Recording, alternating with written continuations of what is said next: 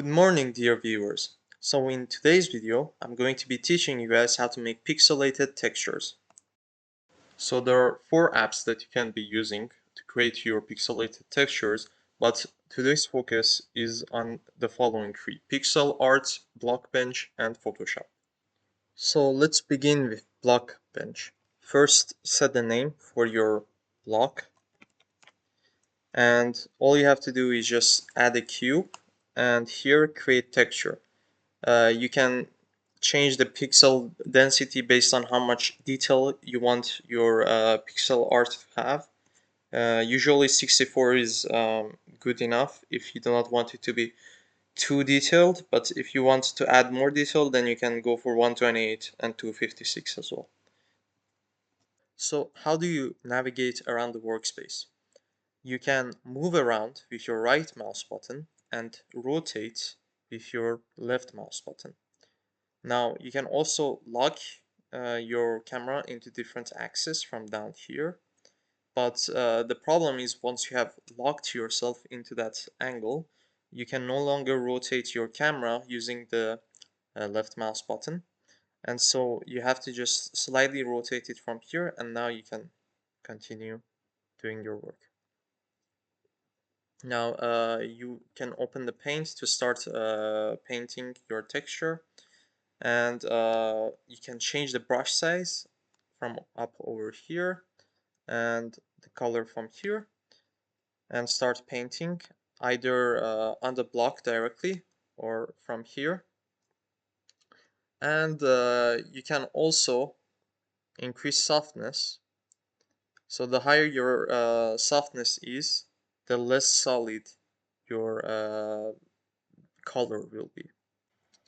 So here is a 10 times speed recording of me creating deep slate, and I first colored my block with my primary color and created a layout with my secondary color. Now some blocks are directional and some of them are not, and it depends on your own choice. I will have some tips for blocks such as bricks and wooden planks, so that you do not fall into the common mistakes that are made when creating those types of blocks. Now, whenever trying to create a texture, um, as you can see while I'm creating this deep slate, all you want to do is start with a layout, and then you want to add the details. So you can see I'm not immediately adding the other colors. I started with my primary, secondary, and tertiary colors, and then once I had a general layout of what I wanted, I started to use different colors to really bring it to life.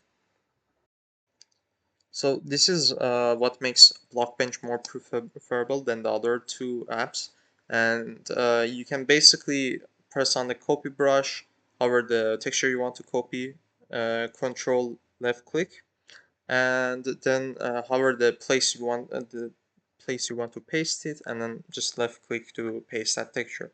And this really helps you to visualize the different sides of your block. So if you want to have a different texture for the top and bottom of your block, you can just customize it however you like. Moreover, you will have like all the colors just in front of you, and it will make it much quicker for you to plan out what you want to do with the other parts of your block. It is also helpful for texturing mobs. More about that in the other videos.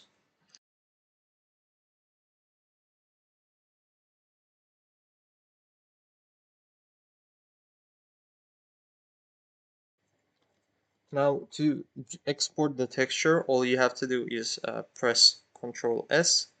But there is a problem with that. You cannot just import that texture to Roblox Studio. You have to modify it, and I'll show you why in just a second.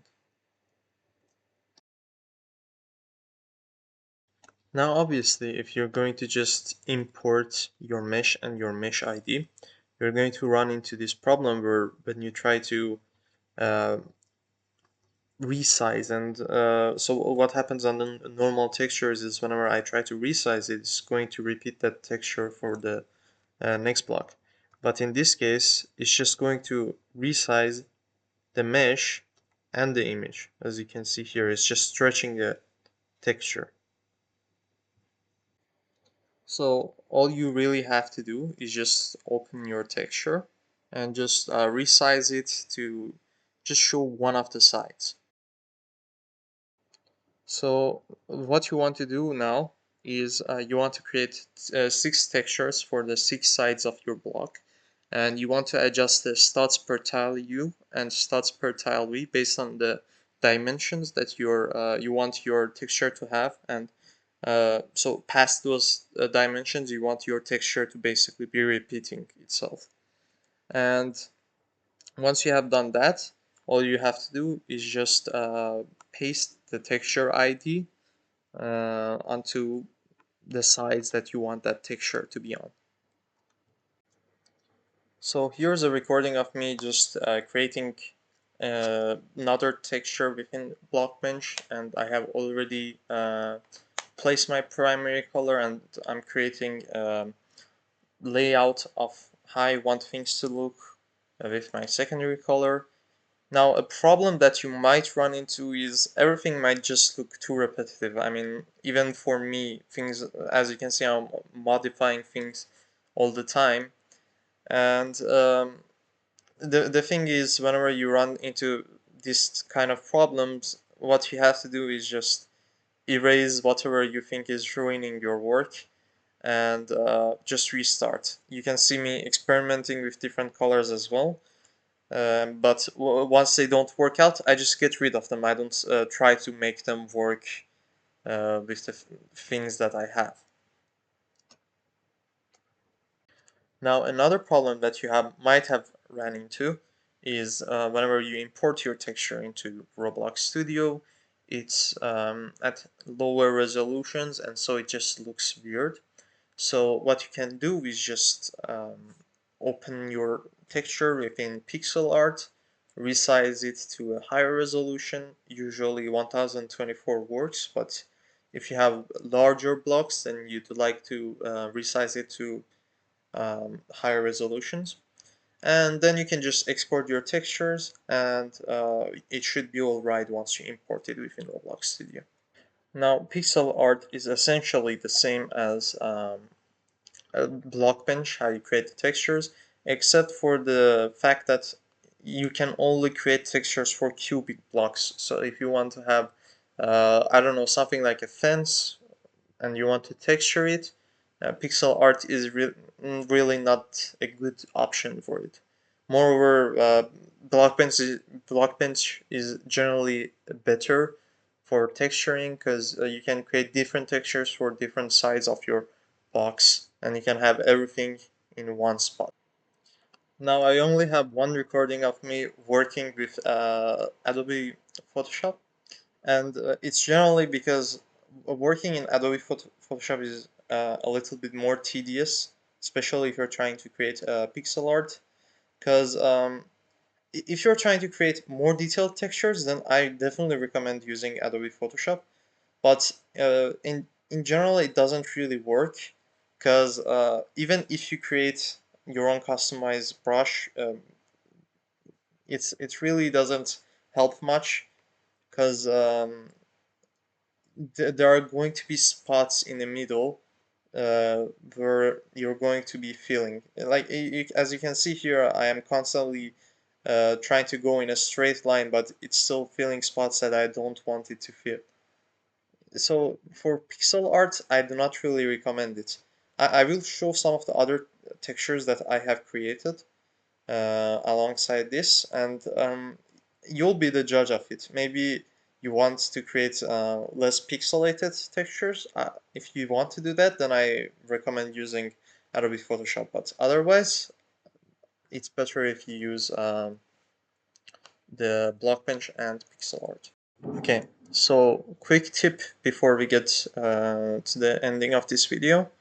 Whenever you are trying to create textures like wooden planks or bricks where you want it to repeat After basically you want the repetition to be a continuation of the previous block, you have to keep in mind that the ending of this side should be the beginning of this side, and never just so some people, what they would do is just create two closed blocks over here, and this will just make your texture look repetitive.